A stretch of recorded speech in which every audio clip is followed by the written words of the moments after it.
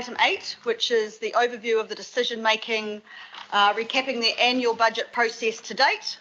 And I welcome to present this item Tamsin Matchett and Ross Tucker. Tamsin, over to you. Thank you. Ngā mihi ki a koe, Chair Simpson, and tēnā koutou ngā kawana o te konihira o Tāmaki Makaurau. This item on today's agenda is a procedural report that recaps the annual budget process to date, as well as giving an overview of the decisions required today to enable staff to finalise budget documentation ahead of the governing body adoption meeting later this month. The report includes an overview of the development of consultation material for this budget and the key proposals that were included in the consultation material. It includes details on the public consultation process, the feedback we received during consultation, and staff analysis of that feedback, which is a separate attachment to my report. It also details the process to workshops that were held post-consultation, the risk management approach and engagement with the Audit and Risk Committee, climate impacts, engagement at the council group level, local board impacts and views, impacts to Māori, financial implications, risks and mitigations, as well as next steps. Since September last year, we have discussed the budget for 55 hours and 45 minutes across 20 workshops, covering a range of topics and issues including financial and rating policies, fees and charges, capital works prioritisation, service prioritisation, climate and the climate action targeted rate, strategic assets, revaluations, waste standardisation, the Tupuna Authority's operational plan, the consultation approach, feedback on the consultation, further budget discussions, and of course local board input. Staff have also received more than 70 additional queries outside of workshops, including queries we have received last week, and we have responded and published subsequent information for elected members on Nexus alongside nearly every workshop we have held. Today is the culmination of those efforts. This report includes a noting recommendation and is the next step towards final decision-making for the annual budget 2022-2023. He rauringa e oti ai, ngā mihi Chair Simpson, and happy to take any questions from committee members. Kia ora, thank you, Tamsin. Look, just before we take questions, I'm happy to move. Deputy Chair, would you like to second? Thank you. Opening now for questions. Sorry, Pippa. Sorry, Councillor. Tēnā koe, Madam Chair. Ngā mihi nui ki a koutou. Kia ora, Tamsin, and thank you for the report.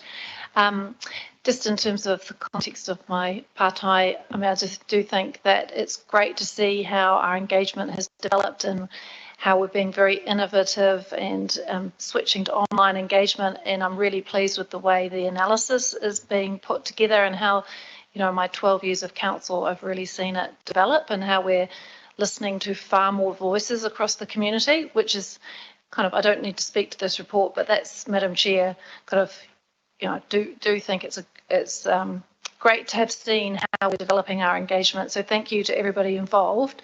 But the question I did just want to ask, and something that jumped out to me, on page 172, it's got the summary of the group organisations that gave feedback, and it's got the City Centre Residents Group, which is of course one of the groups in my rohe, and it says they do not support the climate action targeted rate.